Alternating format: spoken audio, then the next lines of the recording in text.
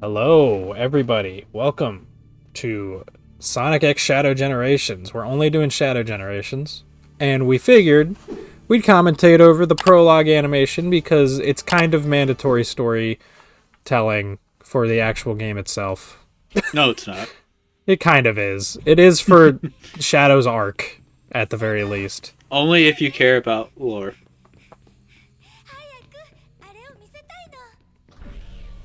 Alright, could you put it in Japanese? Yes. I didn't think about that at first. I'm like, oh, did he record it right to match the game? Yeah, I guess I we made should just sure it was Japanese because we were talking about doing it in Japanese, so... I guess we should mention it first. Thoughts on the English dub? It's perfect. It's honestly really good. I have no I complaints. put it on the same standard as, like, Unleashed for me. And, like, Black Knight and such. That's, like, the high point of Sonic voice acting. Kirk killed it. I thought all the characters sounded good for the most part. Black Doom is still generic as fuck, but there's not much you can do.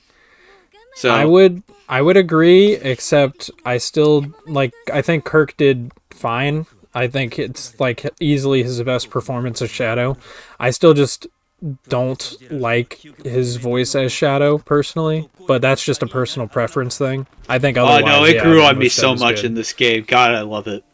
It still to me just sounds like the I'm doing the evil voice, you know. True, but you have to embrace it, and it sounds like he embraced it for this, and it worked. Well, I'd rather Shadow just sound.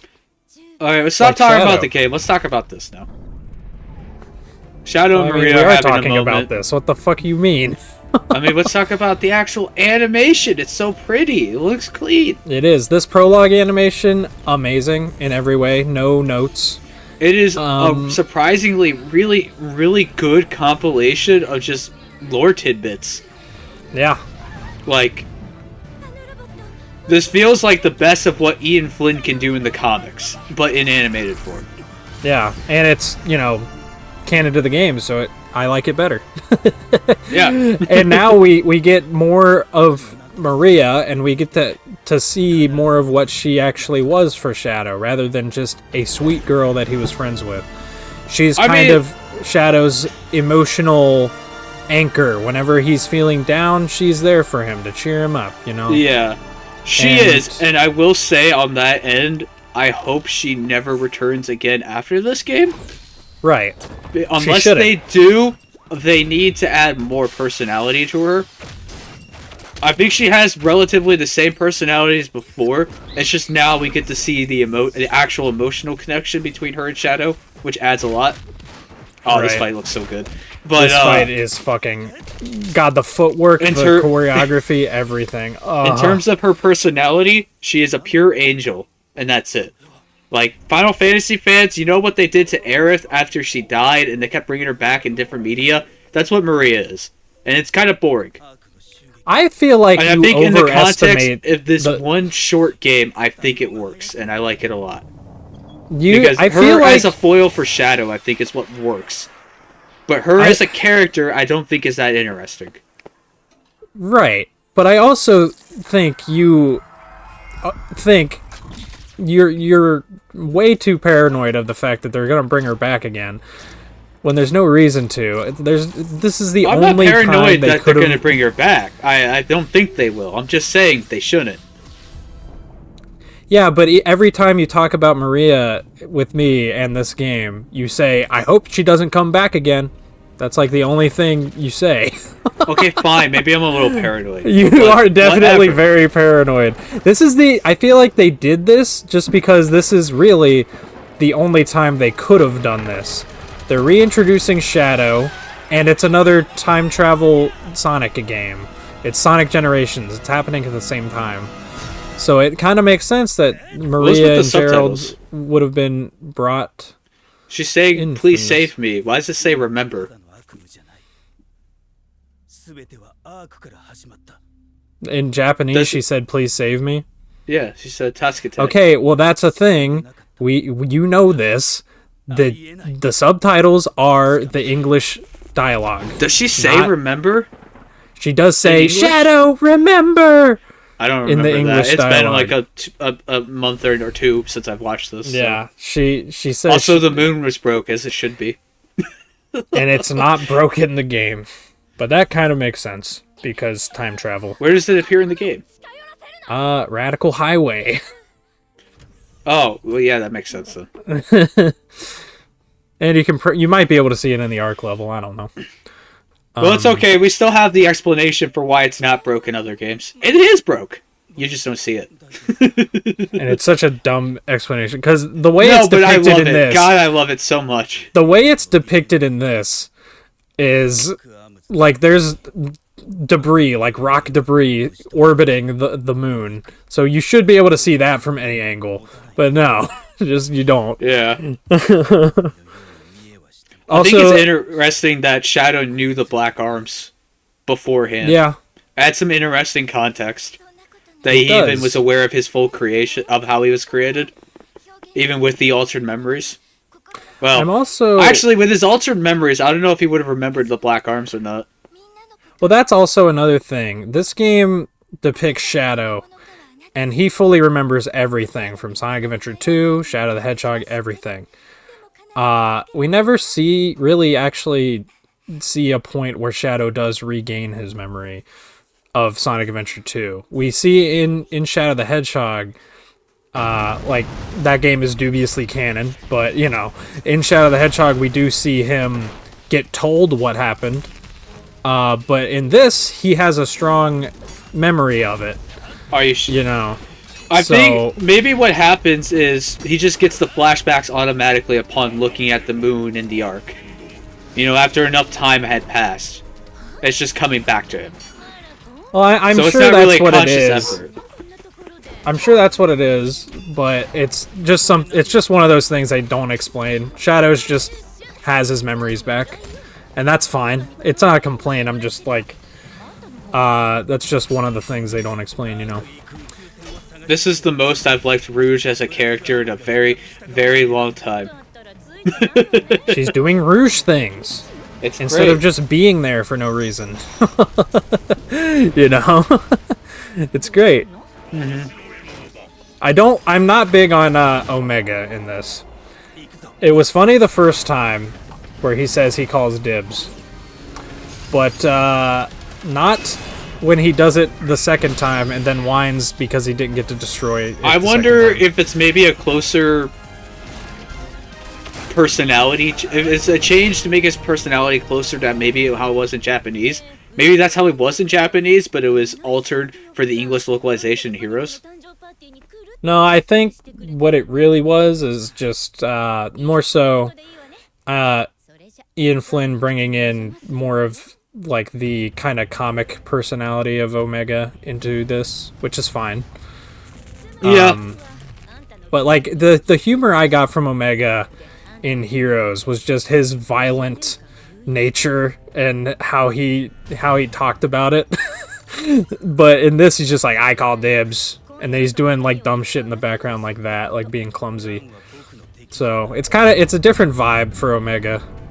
They kind of turned him into Knuckles. Yeah, I'd rather Omega be the Knuckles than Knuckles, if that makes any sense. Well, if we get stuff like this. Yeah, because Omega's still freaking cool in this. It's so cool.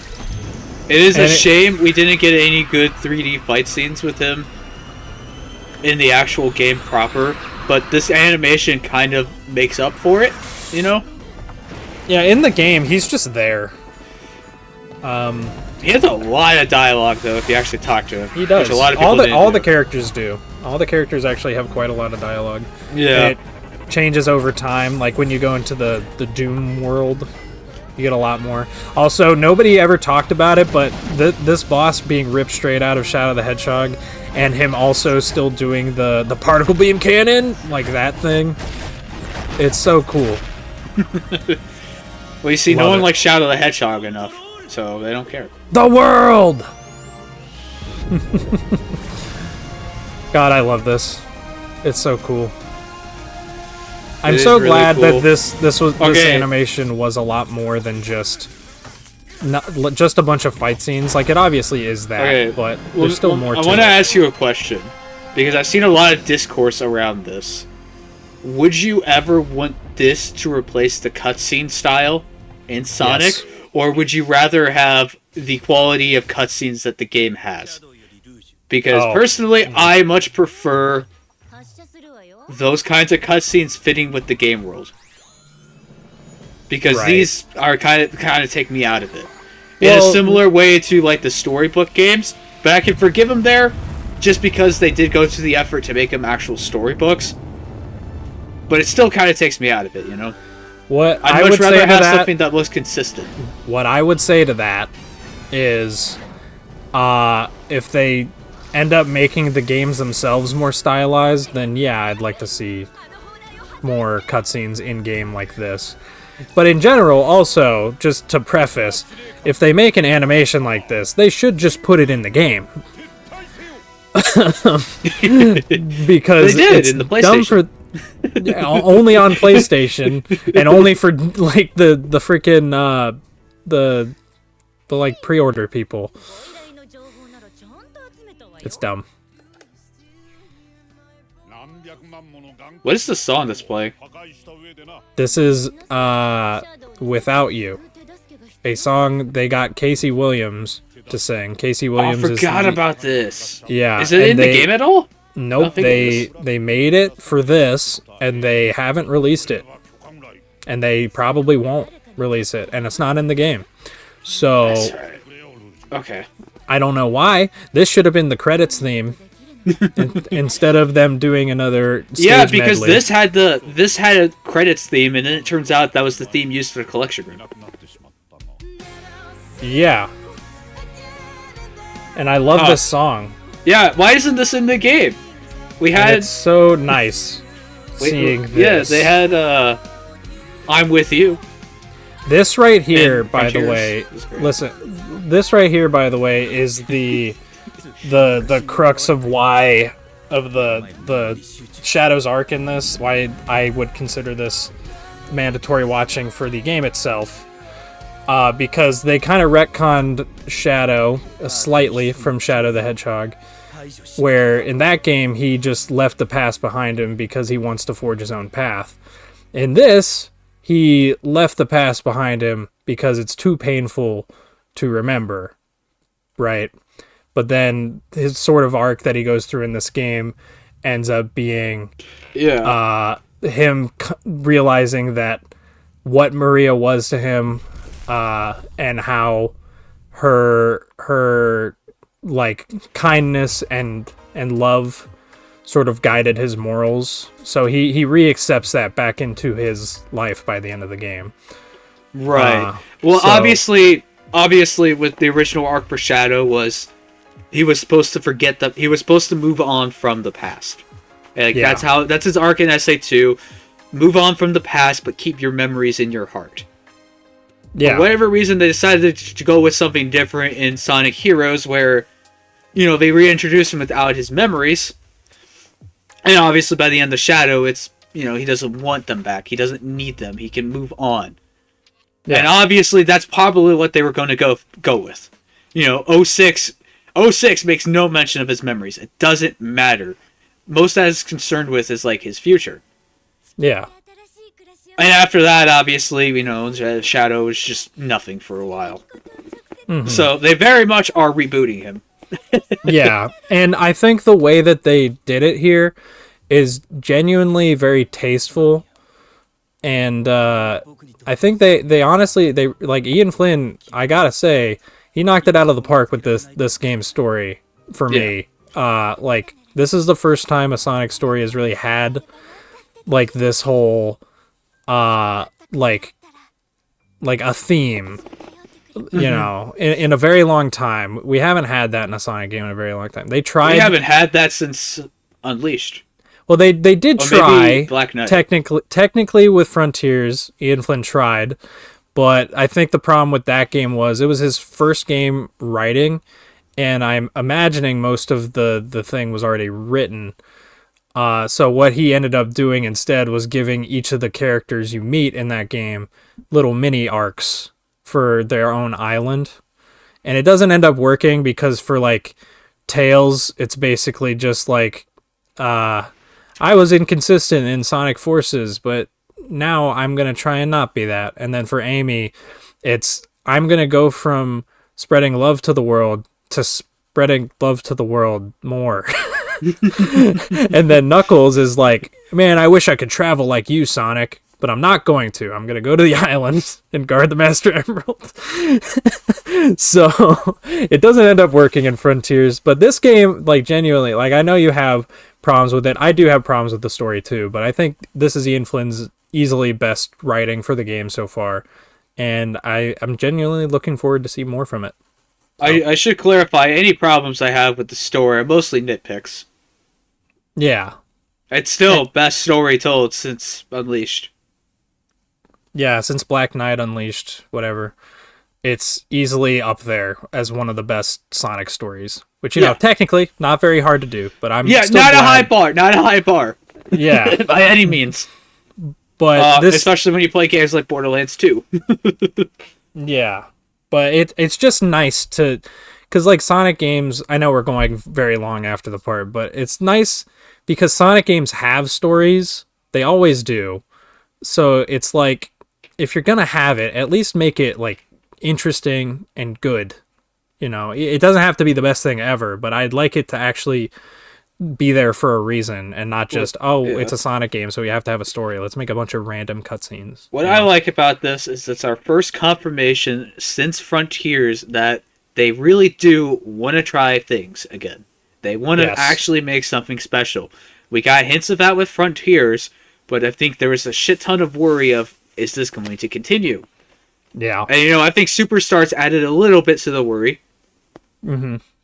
But I think this is a good confirmation of no, they're going to continue on, and especially with its strong sales and the strong sales of Frontiers, they've got something working in a good direction for modern Sonic. Mm-hmm. Classic Sonic might be a bit in trouble. We'll see how that goes. But I think we can firmly say now, after Shadow Gens, that stories are kind of back in Sonic. I might not be entirely happy with some of the characterizations still, namely Sonic. But genuinely, this is so much better than what we were getting before that I can't really complain. Last time I was this engaged in a Sonic story was like 06. That was one of the last games I played. Yeah, and we'll see it in the first part where we actually are playing the game, but the overall production value for these cutscenes and stuff has also never been higher. So, it's good. It's just good. So, but yeah, I guess we will catch you guys in the first part of Shadow Generations, which will be coming real soon. So stick around.